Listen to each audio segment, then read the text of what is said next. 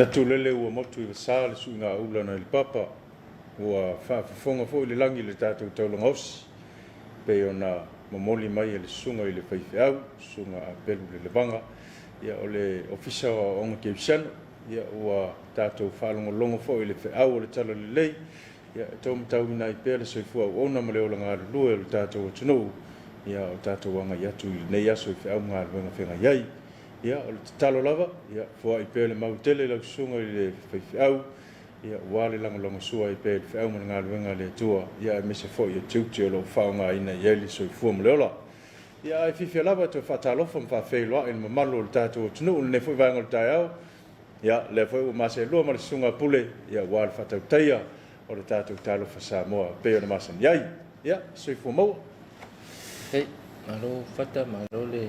Umsai, malo foi le fai mai le ta fo. Sfalile. Asa muli o vai aso. Asa muli o vai aso. Ia e pe a to e ko kiki anga i moyo o lo Christmas. Io.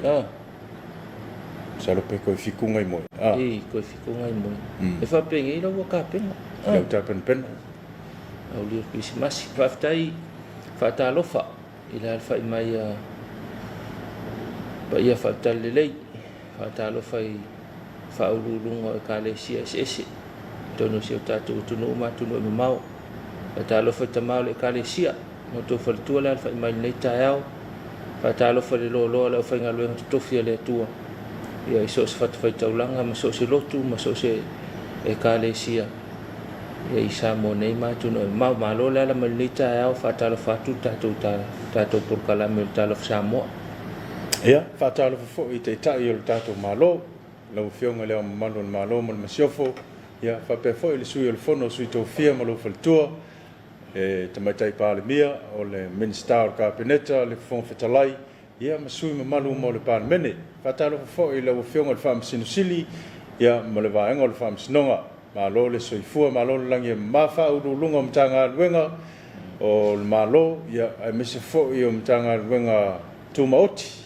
ia o le au fai pisi nisi ia mai latou umalava lo whapea na ngā lue wale atina ina o le tamau ainga o Samoa ia whatalofa mwhawhelo i atu whatalofa ta i le motu sae tātou uso le motu sae ma le motu manua le ala whai hoi mai ni tae au whatalofa manono ma polima manono tai ma polima tai ma lo le ala ma ni tae au tonua manuia me umai le ala whai mai ia fa pe fo ona fa umi nga lo ngol nei va yaso via le lo fo le tua ia e maua mal malo si fo fa talo fo il fa tono on ke shan ia me se fo yo sunga i fiau ia sunga ya wa ia me se fo yo le fo nga luenga ta penanga o le nei va yaso ia malo fa ftai o lo fenga i pe o to ia ma ta po inga ta au ma fiafi ia me se fo yo sa ningo le sa Talofa mwhawhelo i atu. Talofa i tātou mātua mālolo pensione, ala mai nei tae au fau, mālo lava, ia le lofo le atua ia, wa laa mai fau i le nei tae au fau, whaupopo i le aso i tele o le soifua ma le ola, ia le lofo le atua, i le whaasoa, maua i fau i nei aso lei, ia wa fau i whi au mga ruenga o le awhenga iai. Ia, whaatalofa fau i nei tātou paanga masani ia o fea lava le vaenga o Samoa nei ma le atunu mau ia o lo whapea na mafuta mai ai whaatalofa mwhawhelo i atu ia e mise foi ona i tātou paanga ia o lo whapea na ufo ina mai le lātou fisoswani ua mawhai ai o na whaatino nei whamoimoe ia whaatalofa atuai i le company Hannes Limited ia whapea foi ia le Uncle Johnny ia e mise o le langolango mai le motonga o le afo le fitu fo le tae nei ia e o mai ai sui o tātou whale o loa le Hannes sui o tātou whale o loa ia mo le porkalame peon masini ai whalau i loa fo inisi vaenga o tāpenanga o tātou whale o loa ia wa ia rau whataunga mo le kirisimasi ia e a whapea o le whafonga mai ia saulo te mine saulo te mine ia e o atu tātou taimi ia wa ile amata tatu por kalame ia fai foi o lava te falongolongo mai po fese mele wanga i el kiliva neta ia tu lord kiliva sa o ye e alu kiliva po ia e usu vabeau vabeau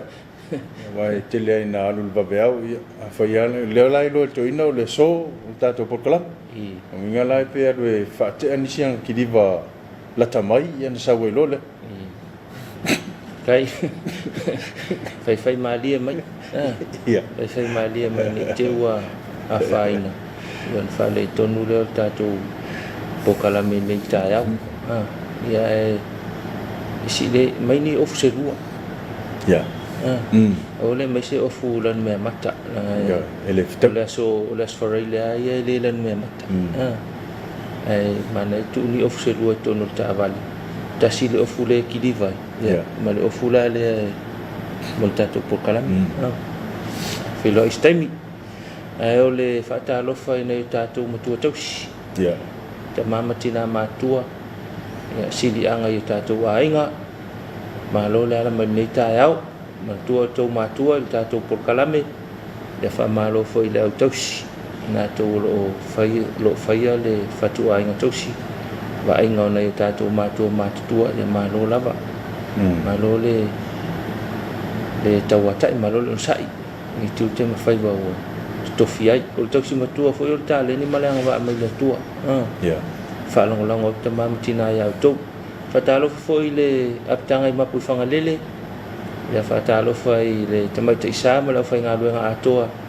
Ia o loo ngafa ma le vainga o nei tātou mātua i mapu whangalele. Whatalo whatu tātou Talofa Samoa. Ia ma lo lava le alan li tā fau. Ia, whatalo foi nei e kalesia o lo fa peo na ta pena ile nei aso wa foi fa mo te tele manato le o matua pisia o peo le pakasa ia fenga ia fa pe foi male pakasa ila lo manu lo fa mo te tele ia mo nei aso ia fa talo fa fe lo ia tu fa na tele ia nga i o le fa mo ia ta tu na sa ngale mu ina ia fa peo na tato ngalu lo fa tasi ia wale saungale muol tato tunu alo fa angal po kalame mol sunga ya tua mal fa tua ya nukini ia vale no fa alo ia le vala wina ia awale ngalwe ngatu sinu ba mana il fa man ngalwe ngale tua ia lo fa angal mal tato po kalame Talofa Samoa ia mal tato TV lua ia ai mo si le fia pe malo le tatou tunu ia o le anga inga le tatou savalinga o le tatou wanga ia tu iai ia o toi fitu aso on tatou o le o le Christmas ia ai toi sfurmal fa aso ia ona tatou fa ma vai le lua fe lua sfurmal tasi ai tatou savalia le lua fe lua sfurmal lua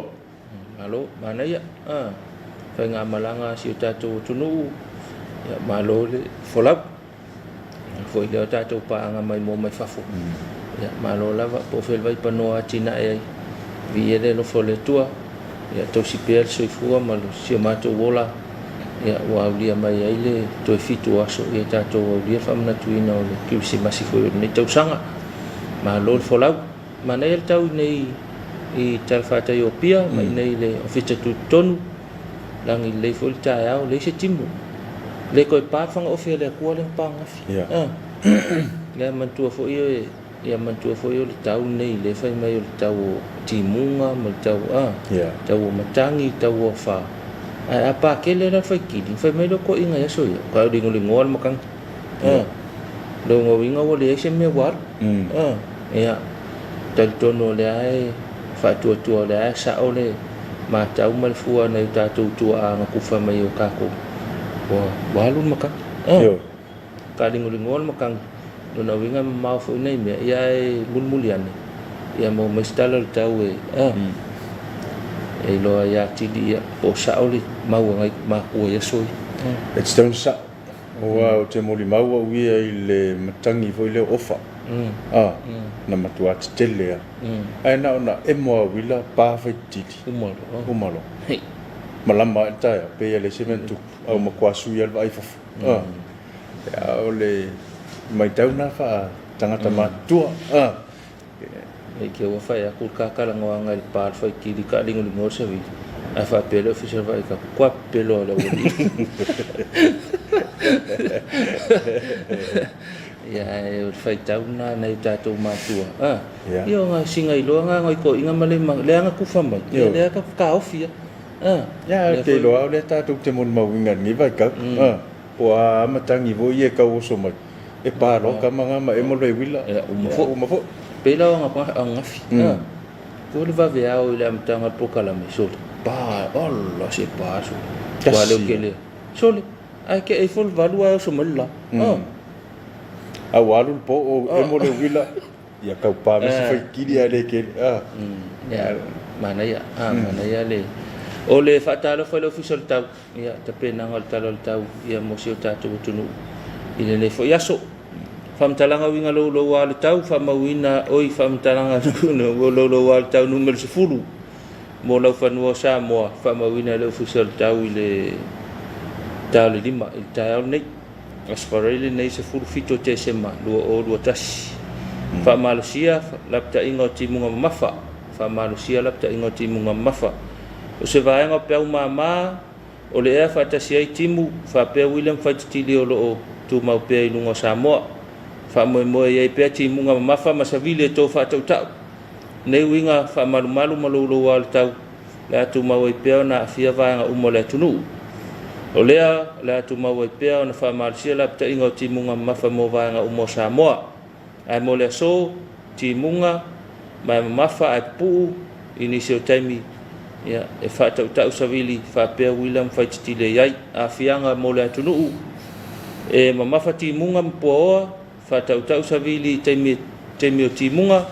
ma se mo po wala no fuanga maurulunga e lolo vaia no fuanga i tafala ma lo si le tafe vai tafe ma e ono yai ele solo le si tala winga lolo wal tau ya e mo le tula lima ile finei al tau mo vai ngasa mo fa mau le official vai tau le tula afa le lima le tau nei as foreile nei as sulfito te sema lo tasi o winga le tau se vai nga fa tu pula ia o pe mama o le ea o lo ia pe lungo Samoa ma le a fia ile tunu i timu fa pe William fa tili lapta inga timu nga mafa o lo fa malu sia pe mo Samoa toa o le vainga mo polu e le winga le tau se ia vanga na ai timo ta apisoloai e mafa ai pu fa apea William faitili fa tau savili inisio temi o le vainga mo savai e le winga le tau se ia vanga na ai timo ta apisoloai e mafa ai pu fa apea William faitili e fa tau savili inisio temi le sitalo le tau ya ole a mau ele a falsuta sita nei talo ngatai fale fa mauina le official tau a fale lima tau nei sulfito te sema lo tasi asfaril nei e fa ngata mele tala le ngatai fale ile vai luanga le poana nei pa engal ngatai fale matu mo le so e angil vai to lau savili mai matu sae se furu lima 5 km li tula puawa fa tau savili timu o ngalu tasi male lima le 2 mita le maulunga va inga ngatai fali saute mo le so e angi le vai to lau savili mai matu sai e lua sulu lima le 5 km le tula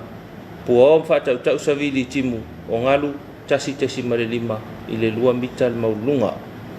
to fa le nga fa tele ile official tau ya te pena ngol tau ya mo lo si la fia ya fa pe fo ile te pena ngo fe anga lo ngol nias tau ya mo si le fia malo tato tulu ya mi se fo yo fe anga lo ngol la fe nga ya ile so ya fo ya lau ta penanga ya mana te foi ya ole lava le si tu tu sai o lo palenia le tau o temi wa timu ya le temi foi wala ya tonu al manatu ya nai na to fa ya e fua le au nanga ya me se fo yo au fenga ya i le tai nei ya me se fo yo nei ya so ato ya il tu langa pe ona ta auto ye le talo tau le ka ka ngo ngai al par fa kiri ka ni ngon le mau ka avele le nga fa lo ngai ngai kwa ko mam kinga yeso ya le sa ka ka wala ngile ya talo tau mo le su nei le fa me lang ile tau vanga nana I timo tu uva vasolo lona winga e ongo ko ulu e leo ko ulu fo ia a langi leila le so ia me mutinona ia a faila langi le lona winga la sulula la ia e tanga ese lava tu langa tau ia me se lava ia te fatu pe o tato manatu o le vai tau nei o le vai tau timu ina nei me ane ia o fa pe talo tau ia e langi de lei ia o la sawa ia tua e to ulu va solo timu ia o le tau na ia mo si le fia na malo tato tunu Talofa ia taufi mose lai mafuta mai Christ Church malo taufi le mafuta mai tato pokala milita ia ia ma Sophie Andrew le fai mai wa la tale di mai sini Australia aftai Sophie ma futa mai tato pokala me ia malo foi la po ai fa pe foi to a uman ngaluenga le fenga ia malo lava malo ngalue ya tapena foi sina iputi ya fai malo longo le yasu man we fa mga luenga so ngale mu tatal no fa mo fa tale na umatu ya ai lona winga o le taya o nei o le fa mo o le sunga ya lu pene male ale kalesie ya fenga mo le la ko hol ya fa pe foi le tu I atua il fa mo le o singa fia ngainga le sunga ya tua ya male afio anga I loromanu il tayal nei poste miul ai ole afi ia fa mo le sunga ya ta kamuta male kale si ai tuana e fa tau nu wina I tato hole pulang talabo I oi nane le fiafi o le tala ino lato pespesenga siti lato pokala pese ia tonu foi o tal fenga ni yaso yo le ina I fa mo le tayao ia fa sina mapute isi ana ile uli ia anga ilo lai la fiafi e fa tau nu ia lai vaenga ia e mole a fiafi ai foi le fa mo le nga u koi fa no nga fila fiafi ka fe mai la fa ka ko le su pelesteni nei ile so o le fa masinonga le fa no maso o le au an fa tau to ia fa ko la ngale ngo fa lo ngo yang ngafia wala po ia ko io mai lo te mai manu na ya fa mai la ta pena fa tau to nei le sistemi nei le tato fa masino munu ia tau sia o ia on le ko nga me ia lenga ko vesi mai ia fa mai kala le sko e o arki si masi de fa ia me o le la o si masi de fa ia me ia kala fa sol pico de fa o so ba wa ia pe o ko umaka apia le pusier me ia mau mi ka fo ia mo miska laptop fo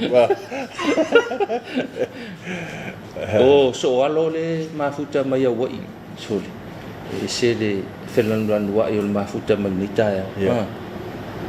so Christ Church o so singi ai le so wa alo mafuta mai tato por kalame ya fa Talofa fo ile nita ya o le fa mai fa Talofa le tanga luengo leo fal pui ma le to futa ina yo la to lo nga fa mal tato sanga le mu la tele ai tau tua nasi o tatou tunu o kako ngalu ngal songa le mu ia o fa tasi tatou tau singa songa le mu ia man ngalu nga tau si ale tanga luenga ini fa na songa le mu mo tatou al songa le mu na u do lima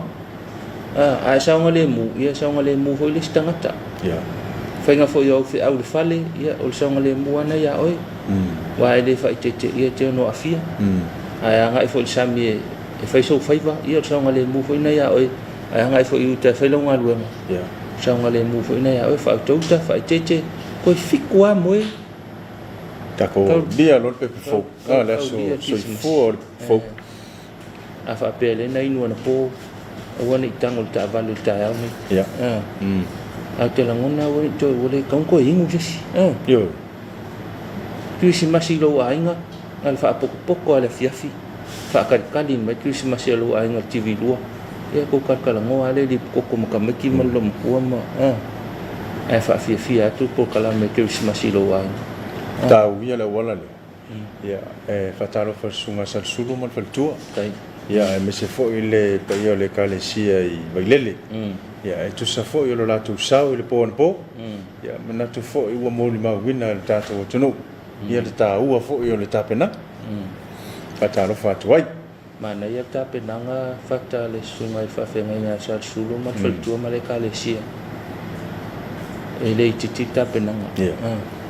ele ngata le por kalame siva por kalame pese alfe au taua sa moli mal sunga fafenga ia mole Christmas telela unga le na pena le kalesia fakasa vai le po ia manatu fo io so onga mai ale mai to ina saua ia i kalesia mal fela fo inga polum sa va yo mana ia io fela fo inga le tonua patonu al sisila ngai kalanga wa ngana nga la fa nga kemingi patonu so le sisila le tunu umpa anga Talofa Samoa ia il tam fa nga fo tato por kalame fa tele fa Talofa le sunga fa nga sal sulu mal faltua sa no fata ia malo la mo ta penanga se le mana yo no itamati yo le nga Christmas ia no itamati mana ia la tau whaatinonga. Al me fo ile mai tau ina whata. E mai ai le tupulanga la haiti. Sauela i tau ai le o matua. Ia. E malo whaatai. Tau tusa o malato uma le tūlanga leo le whai o le sau. Ia ua fo ile nei vai tau ma le sau ia tu mo le pepe o Christmas. Tama matene o le puni alava. Ia. Malo whaatai mo tapenanga. Oi langangi. Na nei le fiafi wa leo na po vai lele pe ia na nei le fiafi ia fusi sa fatula fai ko la fo voi sa ko ia lu foi sa vai e te wa ia fa pena ia mana ia fa Talofa tu le sunga ia fa sao ina ma faltua o tu le foi ia wale taita ina tato kalesia malai ngalo tu ne vai tau ia atonu manuia la fa mai ta pena leina nei fai vave ase me tau sami le fiafi tamam tina mana va lo kope lo falenga lo la kwa esa fa ilalo fa tali lo ta pena ngale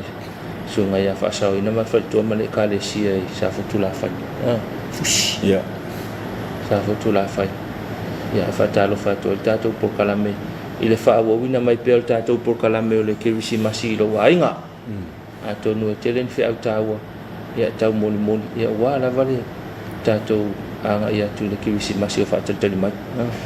Talofa tu tanga luenga o leo falpui ma leo lo toi futa ina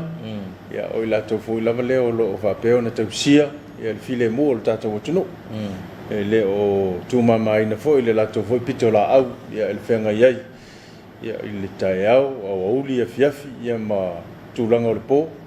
ia o lo fa pe lava no nga lue Talofa tu ai le komisina ma komisina lango ia ai mese pulenga ia ma le au malo le malo la to umalava ele ngata ia pia nei ia fa pe fo yo na la lai no itua ia ma le mo tele sa la fai Talofa fa felo ia tu Talofa ia fili va ala ma futa mai sa lo fata ma lo fa tai fili ma futa mai tato por kalame ma lo lava le Talofa foi ia ile ma futa mai tato por kalame o si tau la lo vasa ala leipen la ma futa mai Mexico olla so Mexico malo ma futa mai tato por kalame talo sia ai sa o Mexico le te ma futa mai ai fa Talofa tu malo le ma futa mai tato por kalame o sui stawas ma futa mai o sini Australia ia malo lava sini va ai le Komiti ia va ai tato sa ngale mula uteli ia wa ese le malo sio ka usingol menga ia ko mo fa le kongo sa ngale mule ia ko fa ka ul va yaso ciao le le sasi al me ara nga il ta vale pe over sa ia pe tu me le tantu wai ia tango tu le ato le se fa ka ngol va yaso a ko avec ton sala o le taua leo tatu tau longolo ave lo tusi te fea lua ma o le tavale failo fuspa awal tadi le telefoni ia o dai tulanga uma fa pena e ama ye le vai ia ai o lola in fa tu le leo ia ona toe fa pe voila ia se fa mole e maua la fatal me anga fa mole ngi ina ia tatu kamala yo miri ka ia kamala fa mole e o pe tapo le sala pe fa mole ma lo sia tu la fon si tu la fon ma ia pe fa pe nga ka ko ia pe fa pe nga ka ko fa ngo muli mo ka sa ngole mu sa le ia e tau tu na ta tu sa ngole mu ile nei vai tau fatalo fa ile tamaya sang potele ma futa malta to pokalame ya ile ma futa mai lava to ina ta te tas te le lo pole al taimine ya woi ya ma lo ma futa mai tama ya ma lo foi le ala mal ni ta au polar kai mo le so na te ya fatalo fa tu talo fa Samoa mo oi sai ni mai ava ya fatalo fa malta to pokalame ya ma lo lava le ma futa mai ya nei alofa ngana ma nei talonga na le talo mai motau ule pe ya o sauti lipa pe ya o sauti lipa ya mana ya le ele ya le vave mai mo le menga le kaulongolongo vave mai ia ngofo kiliva ya le ia le wai ia wa pe le sime fole ne ke u ngalo joina ma mau se me ya lu ye ngalo ya yo le sfaleli le so ai mela le o le afer wa im fe vai lang TV tono lan tava le ya mana ya vai la ta pena to ya pena to a kong fo ya nga TV a o ke me pakka kili yo ya la mo ko sa fa le ya mo ya me si le o ta mun wi mai ia le to ina ya wa fo ta to por kalame la fa sin malolonga ya sina fa fia nga fa no fo mali e fo ni ta ya ale maluta o te mamatina ya ona toi foi mai le fa o tato por kalame a for fitu ya o tato por kalame mo le tato company o le Hanas Limited tato fa toi foi mai fa o tato talo Samoa